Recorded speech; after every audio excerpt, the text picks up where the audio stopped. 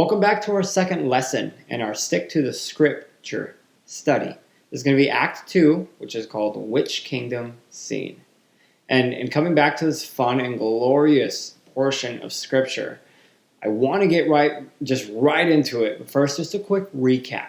We saw that Jesus proved himself as revealed in the Old Testament and opened the eyes of his disciples. And after Jesus confirms to them that he is indeed the risen Savior, he then tells them something that probably stopped them in their tracks. We'll go ahead and pick up. That's going to be in the book of Acts, chapter 1. We're looking at verse 4. And being assembled together with them, he commanded them not to depart from Jerusalem. Stop there. Jesus tells them how he fulfilled the prophecies in the Old Testament. And I can imagine that disciples must have just been excited and ready to go. Then Jesus tells them to wait. Why? You remember back in part 1, we discussed how the Holy Spirit is what works through us to do God's work. Jesus says, back in verse 4, he says, but to wait for the promise of the Father, which, he said, you have heard from me. For John truly baptized with water, but you shall be baptized with the Holy Spirit not many days from now. This is the promise of the Father. What is amazing about this is this promise has been given by God a long time before Christ became incarnate. So long that it was made prior to when time began and given as a promise in time. This has to be such an emotional time for them. They just witnessed the resurrection and they're probably beyond excited about it. And here they have their Savior before their eyes. They were already given the reality of the Great Commission as you read back in places like Mark 16:15, when Jesus says, go into all the world, preach the gospel to every creature. But before Jesus sends them off, he needs to ensure that they have the power to do what he has called them to do. God knows that we need the Spirit of God in order to perform his commission. What stands out to me is the fact that Jesus didn't just send them out without equipping them. For this to fall into place, countless things had to line up perfectly and within God's timing. I want you to notice, though, Christ's time qualification. He says, you shall be baptized with the Holy Spirit not many days from now. What you don't see here is our Lord giving them instructions on how to bring the Spirit down. He just says, you shall be, because it was his plan and he needed no help from man to accomplish his will. Look at now Acts 1 verse 6. Therefore, when they had come together, they asked him, saying, Lord, will you at this time restore the kingdom to Israel?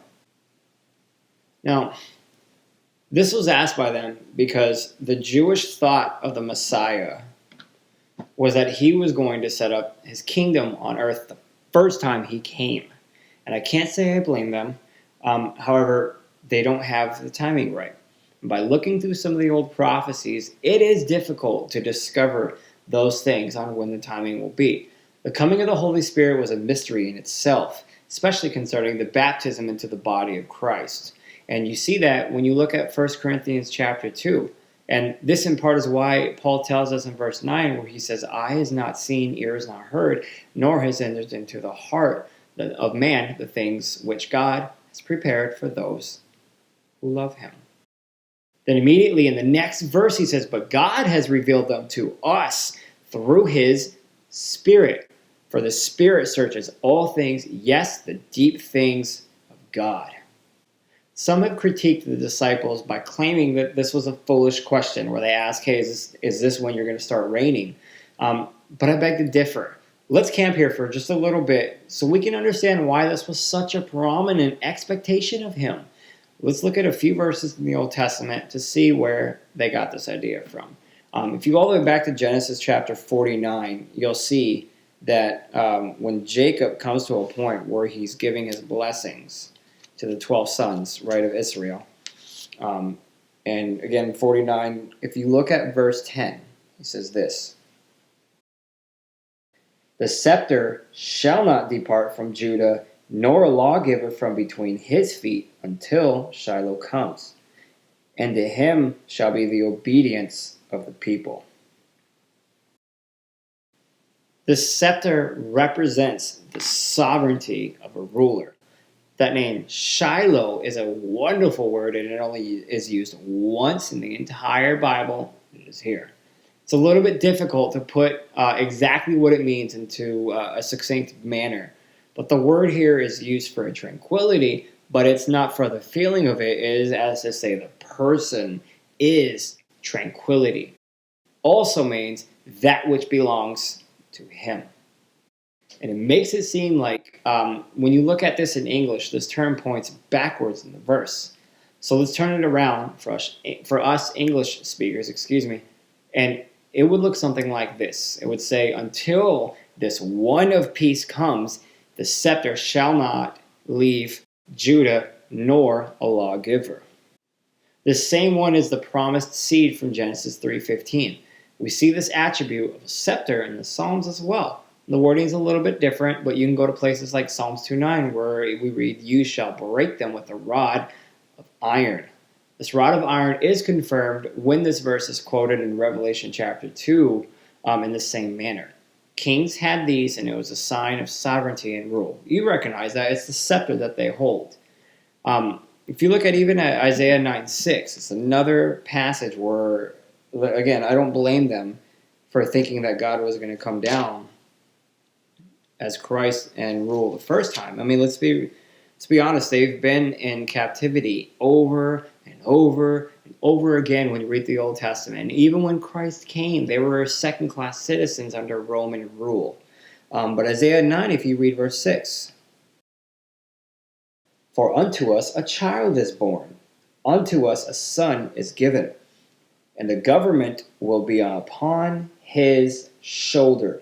And his name will be called Wonderful, Counselor, Mighty God, Everlasting Father, Prince of Peace.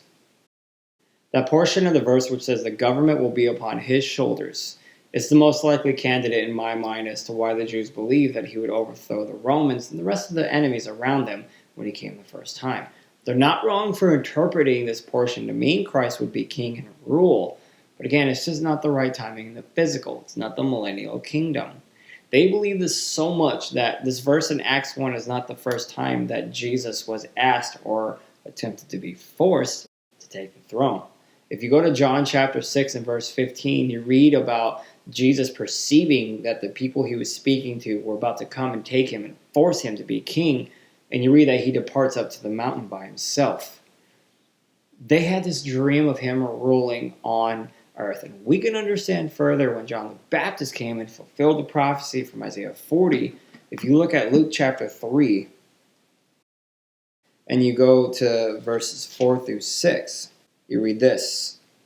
As it is written in the book of the words of Isaiah the prophet, saying, the voice of one crying in the wilderness, and here's a prophecy, prepare the way of the Lord, make his paths straight. Every valley shall be filled, and every mountain and hill brought low. The crooked places shall be made straight, and the rough ways smooth. And all flesh shall see the salvation of God. Even here, in the Jewish mind, this would have been taken literally, not spiritually as it was intended to be. In these days, before kings were to set out on a journey, through certain areas, they would send out a squad of people. You can call them a construction crew, if you will. They would head out. They would go ahead of them to ensure the roads that the king was going to travel on were able to actually be traversed. If they weren't, they fixed the roads, with obvious exceptions. So when John quotes Isaiah telling people to make their path straight, though John meant it spiritually, they took it literally, and understandably so. So, of course, they thought Jesus would be an earthly king. They are correct in believing that Jesus would be a ruler on earth when he came the first time. However, his throne was not located outside the world. Before Jesus came, in Matthew chapter 3, what does John tell the people? John in chapter 3, verse 2, it tells us that he says, Repent, for the kingdom of heaven is at hand.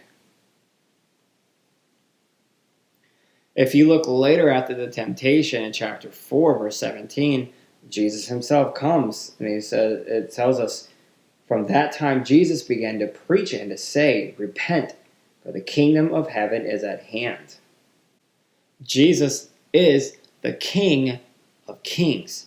Though he says in John 3:17 that he has not come to condemn but to save, doesn't mean that he is not king. Now, where does he dwell if his throne isn't currently on earth? At least not in the physical form. 2 Corinthians 13:5, where Paul says, do you not know yourselves that Jesus Christ is in you?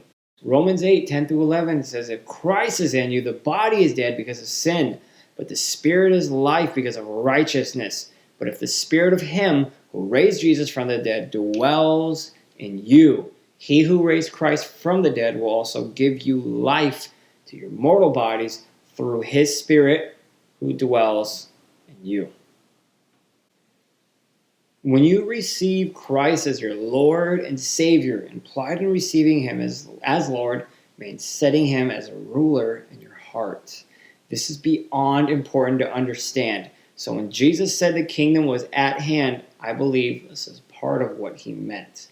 Now, I know that may have seemed like somewhat of a long tangent, but it's important to understand the mind frame that the Jews were in when they heard the news of the coming king. So in going back to Acts chapter 1, if you look at verse 7, you'll see Jesus Christ's response. And he said to them, it is not for you to know the times or seasons which the Father has put in his own authority. In a modern vernacular, none of your business. This verse itself can really be its own study, but for now, a succinct manner to address it would be to see it as its surface meaning, which is to say that nobody knows. Nobody at all. Nobody can do calculations. Nobody can tell you it's the year 2052, or nobody can look at the past and then the present and then do a bunch of math. There's no way possible to know when Christ is coming back. In fact, if you study the Bible, if you study the prophetic books for the end times, Daniel, Zechariah, etc., you can actually learn, Revelation, of course, you can figure out almost every time frame of when each event is going to happen towards the end times, every single thing except the launching date. And Bible chronologists have gone through this Bible over and over and over. Not once is it said, because Christ said it is not for you to know. One thing we can trust is the fact that it is in God's sovereign authority. And since that is the case, we know it will happen for sure. Jesus confirms the sovereignty and the rule of God, just not when it happens on earth. Now, I want to look at how Jesus turns from their question about the earthly, to his mind frame and perspective on the heavenly. Verse 8. But you shall receive power when the Holy Spirit has come upon you, and you shall be witnesses to me in Jerusalem and in all Judea and Samaria and to the end of the earth. Jesus basically tells them not to worry about the end result, but to stay focused on the mission that he gives them. The fact that he will send the Holy Spirit, which is his method by which he will empower them. Again, note the verbiage. You shall receive, not you might receive, not if you do this thing, then you'll receive it. No, it is direct. Christ is telling them that it will happen. Man in no way whatsoever can do anything to bring the Holy Spirit down. Man cannot call the Holy Spirit down. He cannot pray super hard and bring the Holy Spirit down. But it is God and God alone who sends in grace the Holy Spirit at his will to whom he deems fit. The Holy Spirit is what empowers us to do what we do as Christians when we walk. This in part is why we read about the actions that Christians do, the works they do, and they're called the fruit of the Spirit. The fruit being the result, just like a tree produces fruit. For example, in Ephesians 5:9, you read, for the fruit of the Spirit is in all goodness, righteousness, and truth, and Paul goes on to give examples. Fruit always represents actions, the results in Scripture. We don't do these works in ourselves unto God, but the Holy Spirit works in us and empowers us to do those things unto God. The Holy Spirit is the battery that makes us move. It is the source that supplies the electricity to get the thing going.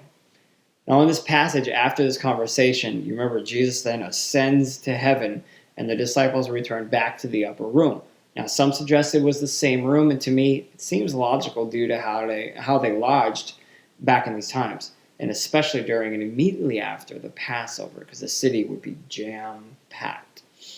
Look at verse 12 of Acts 1.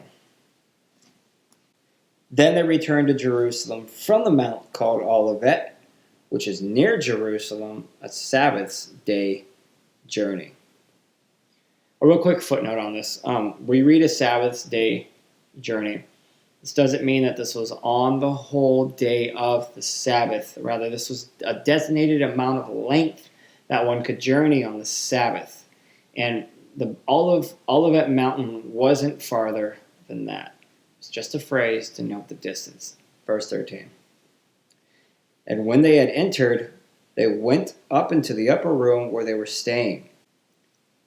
Notice the immediate action when they got back into Jerusalem, the absolute and total obedience towards Christ. Once they got there, they went straight to business. They went straight into the upper room, as we see both here and if you look at the end of Luke 24, we see that. Now, I think two reasons fit well here when it comes to them going back to the upper room. As I said, the first is the fact that they obeyed Christ, because Christ said, don't go yet. But in addition to that, think about how much persecution the followers of Jesus were getting. And look at the book of John, chapter 20, and you can see a hint of this. If you look at verse 19. Verse 19, it just says, Then the same day at evening, being the first day of the week, when the doors were shut where the disciples were assembled, for fear of the Jews. And you can stop there. This was before he ascended, and it's safe to assume that it was still heated like this afterwards. I want to go ahead and stop here, because for our next part, I want to look at who is there among them and who isn't. And for now, I urge you to understand fully the part of confessing Christ as your Lord means to set yourself under his authority, not the world's, and certainly not your own. Thank you.